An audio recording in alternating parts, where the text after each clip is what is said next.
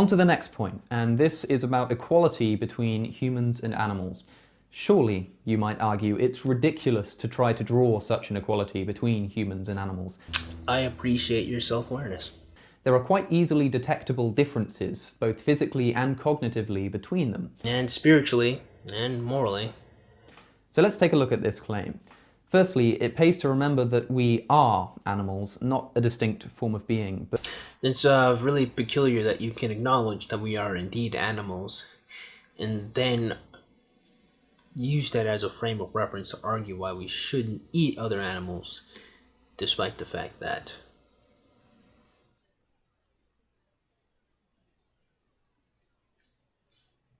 But secondly, and here's the more important point, I might just as easily say something like it's foolish to draw an equality between black people and white people because there are clearly identifiable physical and cultural differences between them. Well, actually, no.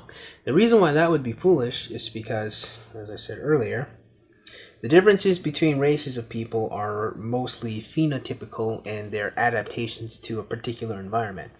For example, black people have large amounts of melanin in their skin because of the environments that we evolved in, I guess you could say, were filled with lots and lots of sunlight. And so in order to deal with the amount of heat and sunlight and that radiation, our bodies developed melanin.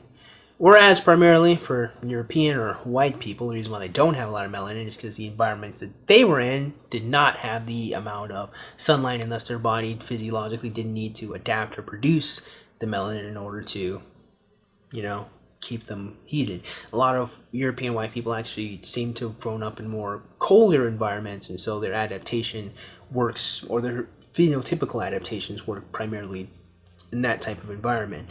Now, the reason why this is all very important is because phenotypes don't really have much to do genetically with how much we can reproduce or mate with each other. A white person can reproduce with a black person, and you just get a light-skinned human. Just no problem there, because we're the same animal. We just evolved differently based on the physiological pressures there. Physiological would be the right word. No, it wouldn't. The physical environment there. Now, this is all just a roundabout way of me saying that it's stupid because we're the same fucking animal. That's why it's dumb. But this would completely miss the point. We don't condemn racism because all races are equal. They're not.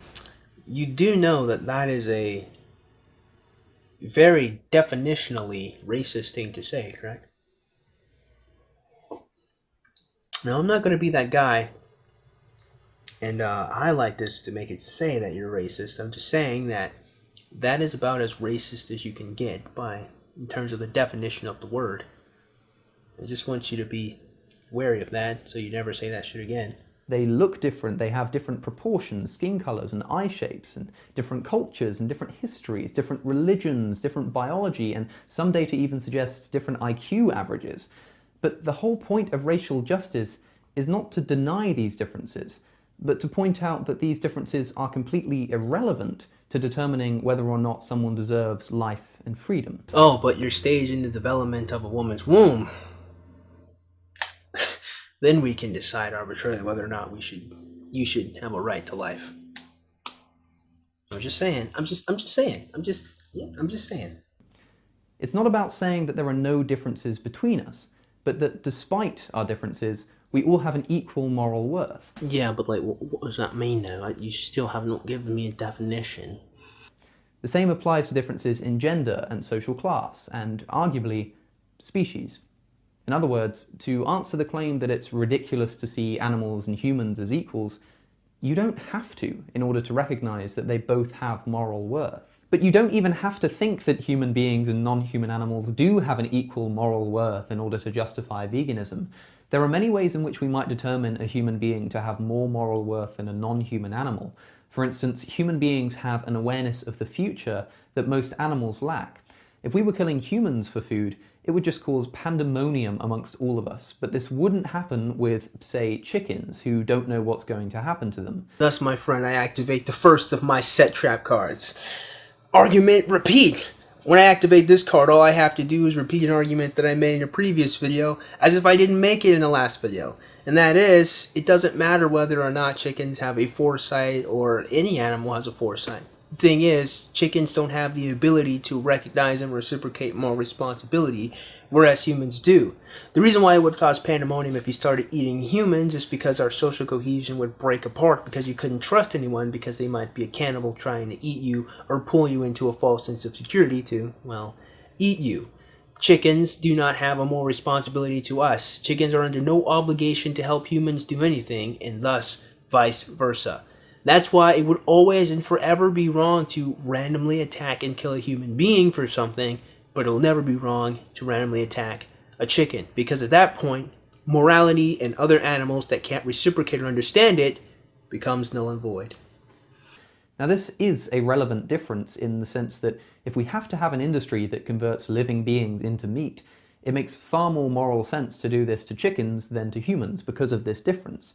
However, this presupposes that we do need such an industry at all, which is simply not the case. I think at first glance that was reasonable.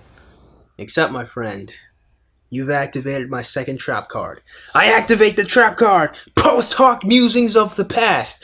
When I activate this card, I have the ability to pontificate upon how the world used to be and create rational explanations on how we got here, despite the fact that it's post hoc rationalization. So, let's start off with this. There's something really, really important I think a lot of people have to recognize when it comes to eating plants and eating meat. And that's something called caloric density, or I'll call it caloric density because I don't have the correct word for it. And that is, it's far easier to meet a caloric amount of food to eat when it's packed with nutrients like meat than it is to eat with plants.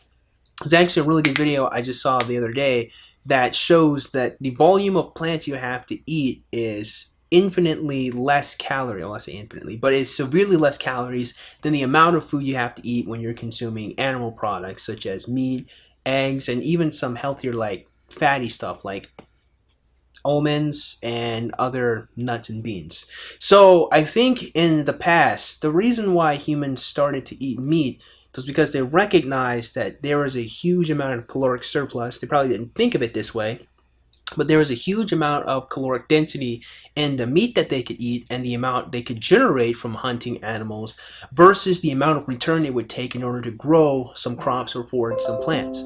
Because no matter how you slice it, returning plants or the return investment from growing plants is a lot longer than the time it would take to go out and hunt. Even if it took 10 to 15 days or like 2 weeks, which I'm sure it wouldn't, but let's just say it did take 2 weeks in order to go hunt one wildebeest or one animal or something, it would take several months, if not years, if you're trying to grow a tree for that matter, in order to get a return from any seed that has been planted. And foraging, in fact, interestingly enough, the reason why like even great apes like gorillas are so big and powerful is because they spend most of their time foraging, like 16 hours of the time that they're awake, I think, foraging for food. So even though that they are, I guess you could say, vegan or vegetarian or just herbivorous, they spend most of their time in their existence just eating plants. It's just eating. So there isn't a very feasible way, even now.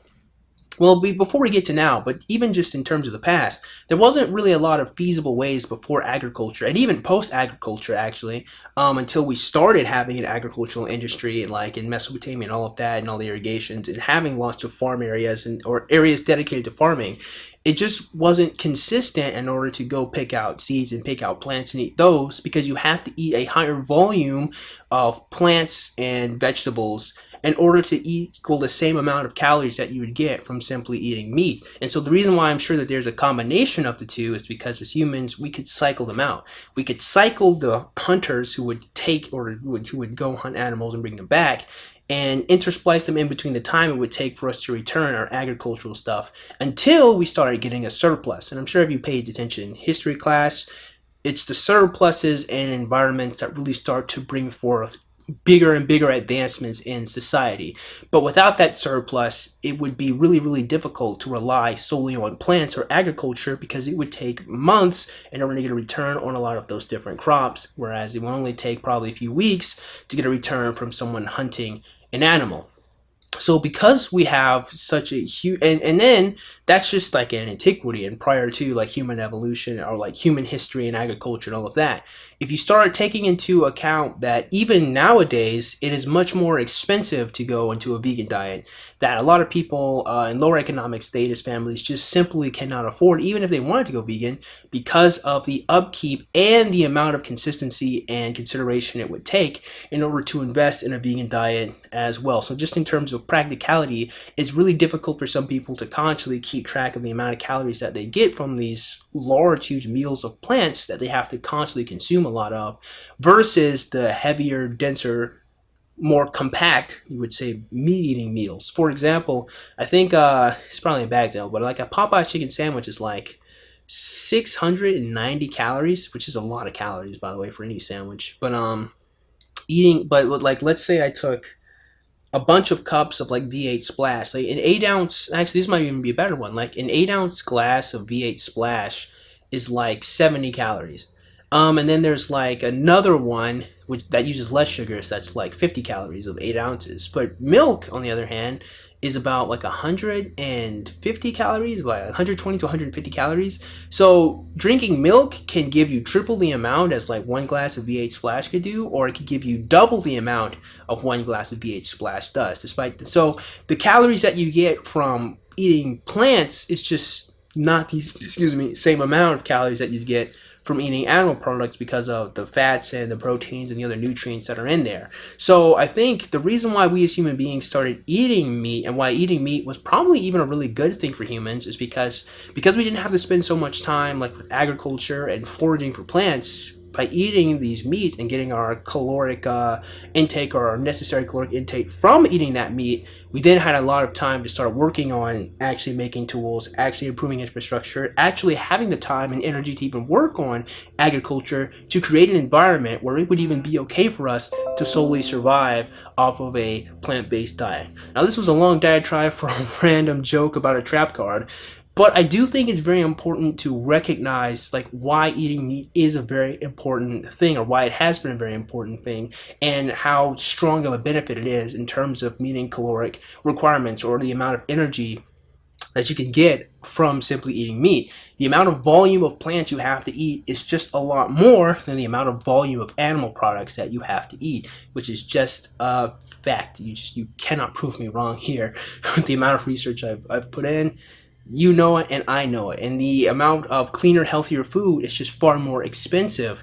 The amount of snacky, empty, lower calories that a lot of people just can't put the money into in order to become vegan. Just unfortunately, that just isn't the case for a lot of lower economically standing people. So meat has a very, very strong and important place. And of course, with anything, it has to be consumed healthily. I know there are fat people. That's a whole nother topic. But meat itself does have a very, very, very important part in a human diet, and that is it is very calorically dense, and it does provide with lots of different energy, with a huge amount of energy in a smaller package, versus the amount of volume that you have to eat from lots of plant-based meals. It might be more moral to kill chickens for food than to kill humans for food, but that doesn't make it actually moral to do either of these.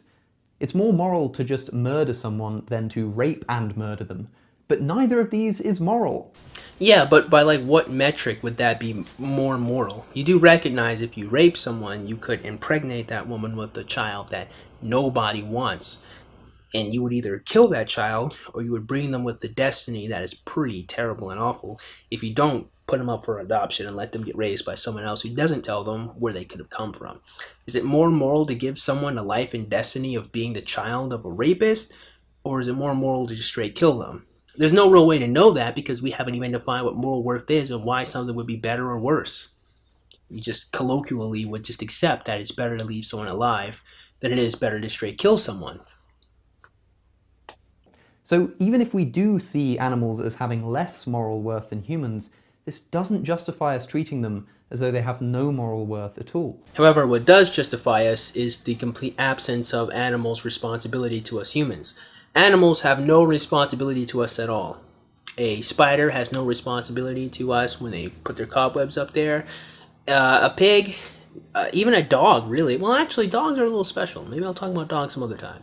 Dogs are probably the only animals, or probably one of the few only animals that could really say what it could have like moral worth for humans. But for the most part, animals don't have moral reciprocation or moral responsibility to us humans, and thus we cannot extend it to them because they can't even comprehend the idea itself. But this is an interesting consideration. Should we consider the life of a pig as equally morally valuable to the life of a human? Well, no. At least you don't have to. I can't count the number of times I've heard someone say to vegans something along the lines of, well, if you were on a desert island with a pig and a human being and you were about to starve, which one would you kill and eat? You'd kill the pig? See, pigs are worth less than humans. Okay, let's just think about these kinds of comments for a minute. I'll ask you another question. If you were on a desert island with two humans, one elderly, frail and disabled, the other youthful, intelligent, talented and promising, and you were about to starve, which person would you eat? Neither. But then I have like the whole moral system, and I'm a whole Christian, which would hurt your feelings, but But here's the thing. You don't have to kill either. Exactly. But I mean, they're humans, and they can reciprocate that same amount of consideration to me. A tiger couldn't. Or a pig certainly wouldn't. Pigs will eat anything, so I'm going to do things a little differently with this video. So first of all, there is a little bit more to Alex's video, and I actually did record clips responding to the little bit more, but that's more like a summarization or like conclusion, and I don't really think I need to make a whole video based on that. If some people in the comment section want to see that video, I'll probably put it together like in the next week. But I do think I'll probably end the video series here and instead give you guys like just a good final verdict. In conclusion, I want to say I have absolutely no problem with anyone going vegan. If you honestly think that that is a much healthier choice, you think it'll help you lose weight, make gains, that's your prerogative. Do what you do. I do, however, have a huge issue with people trying to moralize the idea of being vegan and trying to convince people to be vegan based on any moral argument. And the reason why is very simple. It's because, one, we humans cannot even master how we should morally treat one another. We can't even master social cohesion. And like, now let's be fair, in terms of antiquity, it's a lot better, but it's not quite all the way there with the way we people treat each other. For example, I tapped this point on the head, but let's be real. Like we still argue about whether or not women should kill their children in their womb. And these guys want to come along and talk about some pigs and some cows and some chickens. It's like, dude, we still are arguing about whether or not we should be aborting babies before they even get to be. Like, if we can't give that type of consideration to our own species, how silly is it, at least in my point of view, to try to give it to these animals? As I said before, do I think these animals should be treated poorly? Of course not. Do I think being a vegan is bad? No. But these arguments of trying to moralize veganism are bad. And that's that. So, here's the thing. Someone asked me to go on a debate on Discord. I'll probably do that at some point. We'll see how that goes. And turns out I have to go to the group and chat with them. That'll be fun. I am live streaming on Twitch. I need 3 people to come hang out with me at some point, just so I can get this affiliate status, please and thank you. And also, I want you guys to check out BASSFZz.blogspot.com. I'm going to be posting articles talking about martial arts, exercising, this exercise routine I am creating, and smaller articles on philosophy and living life and whatnot. So, with that being said, I surely hope you guys got something out of today's video. And if you did, man, go and click the like button. If you go and click that subscribe button, comment in the comment box below. As always, you guys have yourselves a great day. I'll see you cool cats soon. Adios.